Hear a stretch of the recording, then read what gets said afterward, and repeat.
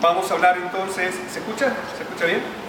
Vamos a hablar del recambio plasmático Alzheimer, vamos a hablar de lo que se ha publicado a nivel internacional, como ustedes van a ver, hace muy poquitito tiempo, y de lo que estamos haciendo en la ciudad de Buenos Aires, en nuestro país, en una unidad de aféresis para la enfermedad de Alzheimer. No tenemos, ninguno de nosotros estamos con ningún tipo de conflicto de interés. Todo lo que hacemos es asistencia propia e investigación propia. Yo lo que quiero transmitirles a ustedes es el cambio de mentalidad que tenemos respecto al procedimiento. Nosotros los psiquiatras somos extraordinariamente clínicos. No obstante lo cual, hoy con el doctor Vázquez nos mostraba cómo utilizando ketamina, u óxido nitroso, o esketamina, o los psicodislépticos, son todas prestaciones que uno toma cuando hay algo que no está funcionando. La enfermedad de Alzheimer, como ustedes saben, es una enfermedad muy destructiva de nuestro cerebro, es muy trágica.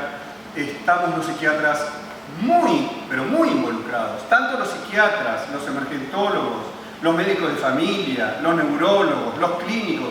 Es una enfermedad transdisciplinaria. Cualquier profesional que quiera estudiar demencias puede llevar adelante las investigaciones. ¿Qué quiero decir con esto? No es una enfermedad, entre comillas, neurológica, es una enfermedad del cerebro y por lo tanto múltiples síntomas y múltiples afecciones se producen. Ahora bien, dos palabras respecto a los criterios clínicos que utilizamos desde hace muchos años y cuál es el marcador más prominente que venimos utilizando desde hace más de 30 años. Estos son los famosos criterios clínicos, bueno, todos los conocemos, que tienen que estar afectando a la cognición hace tiempo, decreciendo, corroborado. ¿Corroborado por qué cosa? Corroborado por los tests neuropsicológicos. Y los tests neuropsicológicos son, hoy por hoy, hasta ahora, los marcadores de enfermedad y de estadio más importantes que tenemos. Es una manera que tenemos para objetivar el deterioro, la afectación de un paciente, de una persona que está afrontando la enfermedad. ¿Qué ocurrió en el año 2018? En el año 2018, finalmente, más allá de si es caro, si es barato, si hay o no hay en el país, pero ya hay varios centros en los que se puede dar respuesta al sistema ATN. ¿ATN qué significa? El test, el screening, el diagnóstico del amiloide, o sea, estudios para marcar biológicamente la presencia del amiloide patológico. La T corresponde a la proteína tau disruptiva hiperfosforilada patológica o la M por la neurodegeneración. En los tres se utilizan sistemas de medicina nuclear. Hoy es factible tener una certidumbre 100%, digo bien, 100% de que algo malo está pasando en la neurona de una persona. Ya no es solamente la presunción por lo que nos cuentan, no es solamente ya por la ratificación de un deterioro cognitivo mediante las pruebas neuropsicológicas, sino que además, a través del sistema N de la fluorodesoxiglucosa, con una tomografía por emisión de positrones, o utilizando el radiotrazador de tau, podemos certificar de que hay una disrupción, hay algo malo que está ocurriendo biológicamente en la neurona. Y si utilizamos el sistema A por amiloidosis, podemos con un 100% demostrar que hay una amiloidosis cortical. Va a seguir siendo clínica la presunción si estamos enfrente de una enfermedad degenerativa o estática. Pero de esta manera, hoy, científicamente, uno puede decir con una certeza del 93,7% de que lo que está pasando es probablemente por la semiología, por el neuropsicológico y por los marcadores biológicos, una enfermedad amiloidótica del tipo enfermedad de Alzheimer.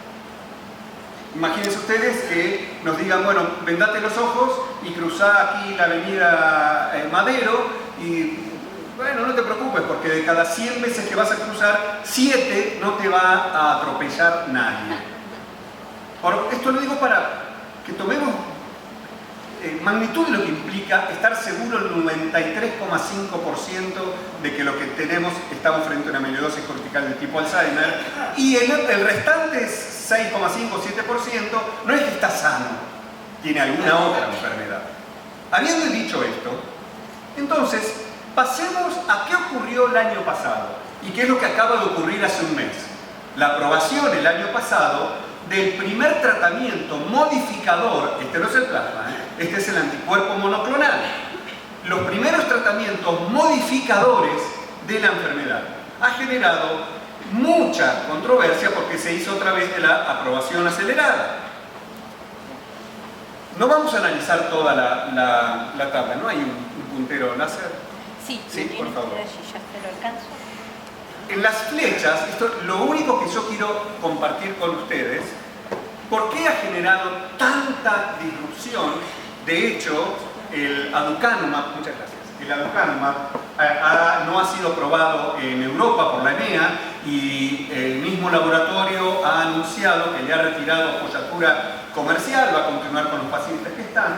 ¿Por qué? Porque la aceleración acelerada se ha dado en virtud del descenso significativo, probado, científico del beta-amiloide del cerebro, pero que clínicamente no ha sido wow, qué impacto clínico. La hipótesis nula en este estudio era el 20%. Si este medicamento enlentecía la enfermedad un 20%, eso se consideraba nulo, pues lo enlenteció un 22%. Ha generado una gran controversia. Hoy el aducanumab va a tener que demostrar con otros estudios si este 22% se mejora. Ahora, también quiero ser muy claro en este 40% del envejecimiento de las actividades de la vida diaria. Todos los anticuerpos monoclonales experimentados hasta el día de hoy han demostrado que no funcionan demasiado para la cognición, pero lo que más funciona es en la permanencia de mayor autonomía. Y no es poca cosa. El lecanemab ha sido aprobado, no aprobado, perdón. Se ha dado a conocer que mejora un 27%. Ninguno de los tratamientos que hay hasta hoy en las farmacias disponibles que usamos hace 40 años para nuestros pacientes, ninguno llega a generar un enlentecimiento del 27%.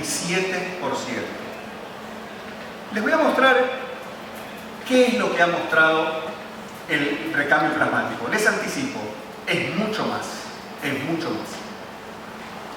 El gran mérito se lo llevan estas dos personas. Muchos de nosotros en el ambiente de la clínica y la neurología se lo conocen. Él es un argentino, Oscar López es un mendocino que trabaja en la Universidad de Pittsburgh hace 35 años y es el jefe de las investigaciones de Alzheimer en la Universidad de Pittsburgh. De hecho, el radiotrazador, muy conocido en el mundo entero, que utiliza el carbono 11, se llama PID, por Pittsburgh. Así que y ese radiotrazador, dicho sea de paso, para honrar a los psiquiatras, Andrea, ¿estás ahí?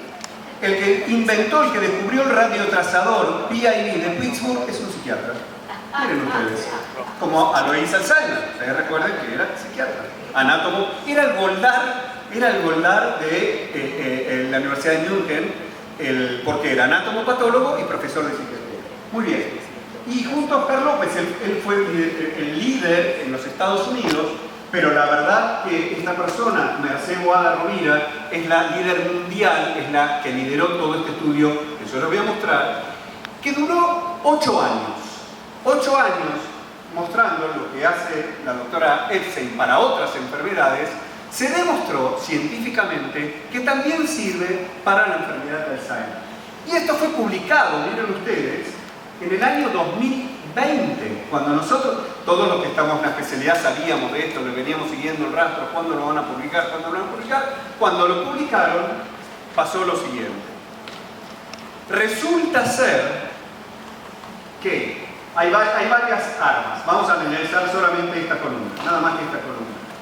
Que las actividades de la vida diaria, o sea, la posibilidad de que el paciente mantenga más autonomía, mayor salud neuronal por más tiempo, se aumentó un 73%.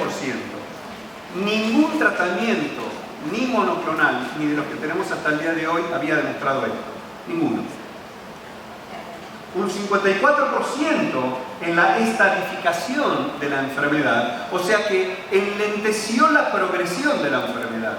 Son los dos únicos tratamientos hoy por hoy, los anticuerpos monoclonales y el recambio plasmático, los que modifican el curso evolutivo de esta enfermedad degenerativa. El 58% enlentece, si lo decimos por la positiva, decir enlentecer es por la negativa. En realidad lo que le da es más tiempo de salud cognitiva. La salud cognitiva perdura un 58% más y las actividades de la vida diaria un 59% más. Cuando nosotros vimos esto, dijimos, wow, este estudio duró 8 años, se hicieron 5.000 plasmaféresis. 5.000. Patricia nos dirá si es mucho o es poco. Es un montonazo, ¿verdad? Y cumpliendo todas las exigencias. Esto está publicado en la revista más importante de nuestra especialidad. Es la que más se lee, la que mayor impacto tiene al momento de leer. Entonces, esta es una gentileza del doctor Oscar López. Si comparamos los anticuerpos, inclusive todo eso, pero comparamos el aducanumab, que un estudio dio positivo y el otro dio negativo, por eso da tanta controversia. Da 22% de mayor salud cognitiva, 27% en la cognición específica, perdón, 22% de mayor tiempo de vida sana, desde el punto de vista de la estadificación. Así como se estadifica en oncología, todos sabemos que también estadificamos en estas enfermedades. La estadificación se enlenteció un 22% en su progresión. Hubo mayor tiempo de vida saludable, un 27%, y miren qué interesante, la actividad de la vida diaria, la autonomía para autogestionarse en las actividades básicas, un 40%. Si comparamos con el recambio plasmático, ahí dice 66, no leo. 60, acá lo tengo. Eso mismo. 66%, 52% y hasta un 71% de mayor vida saludable en las actividades de la vida diaria. Y esto fue muy impactante para todos nosotros. Esto es lo que se le pregunta, nunca jamás se publicó, nunca, en ningún estudio de investigación patrocinado por la industria universitaria, independiente, nunca jamás se había publicado que los médicos, cuando se le preguntan a los médicos, ¿cómo ve usted a su paciente? ¿Cómo lo percibe? Los médicos opinaron, con toda la subjetividad que tenemos al opinar los médicos de nuestros pacientes, que habían mejorado en un 100%. Eso es subjetivo. Pero nunca jamás ningún otro estudio había, con la misma subjetividad, con la misma escala, nadie había dicho que los pacientes habían mejorado en un 100%. Es misma subjetividad comparada contra la misma subjetividad en otros estudios. Cuando nosotros vimos esto el año pasado, nos pusimos en contacto con Oscar López y entre septiembre y octubre diseñamos todo un plan de acción. Arrancamos en septiembre del 2021 y nuestro primer paciente abril del 2022. Fueron 8 a 10 meses arduos y largos. ¿Cómo se demostró? ¿Qué se utilizó para demostrar? Se utilizó la punción lumbar. La punción lumbar demostró que efectivamente la beta 40, que es el más sano, mejoraba su performance, que la beta 42, que es el residuo patogénico, patológico de esa proteína que se queda pegada en la neurona, también bajaba, había menos. Entonces, a través de la punción lumbar, al inicio, en la mitad y al final, se demuestra, inclusive en pacientes que no tenían demencia, sino, porque la demencia, recuerden que es un momento del agravamiento de la enfermedad. La demencia no es una enfermedad en sí. La demencia es pérdida de autonomía, marca severidad. Entonces, en los pacientes que tenían deterioro cognitivo, al estilo Ronald Reagan cuando todavía era presidente en su país, también mejoraban los residuos patogénicos en el cerebro. Lo mismo para la proteína tau, al principio, en la mitad y al final medidos por punción lumbar, que es más sensible todavía que la tomografía por emisión de positrones. Y quiero detenerme, no lo vamos a analizar, por favor, esto es una gráfica, pero quiero detenerme en por qué, esta es una hipótesis que manejamos con la doctora Silvestre, la doctora Epstein, el doctor Seinhardt, y manejan también en Barcelona. ¿Cómo se explica que una enfermedad que hace tantos años que vienen arrastrando, hay pacientes que han mejorado en 2, 3 intervenciones? El paciente puede decir estoy mejor y no estarlo, pero que la familia diga en 2, 3, 4 intervenciones el paciente está mejor, la hipótesis es por esto. ¿Qué es esto?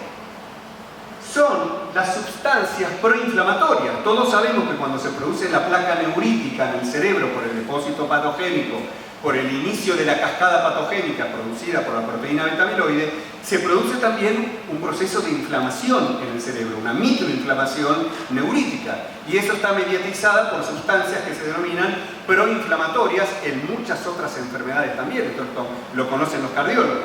Lo cierto es que, nos lo va a decir bien la doctora, cuando uno reemplaza el plasma, al reemplazar el plasma, barre con todo. Y barre también con las sustancias que están produciendo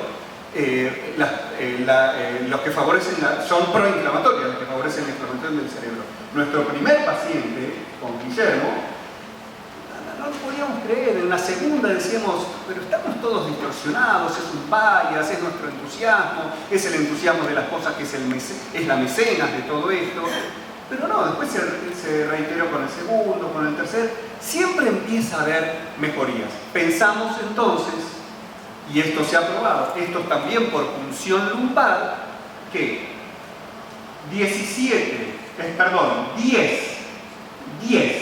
de los 17 sustancias proinflamatorias medidas en Barcelona se eliminan también al ser el reemplazo plasmático, por lo tanto disminuye la agresión inflamatoria al cerebro. Los anticuerpos monoclonales generan más problemas que este tratamiento, porque el anticuerpo agarra la proteína beta-amiloide que está en el cerebro, pero también la que está en la arteria. Al arrancar la arteria, ese es el motivo por el cual hay más microhemorragias y más microedemas utilizando anticuerpos, hasta un 40%.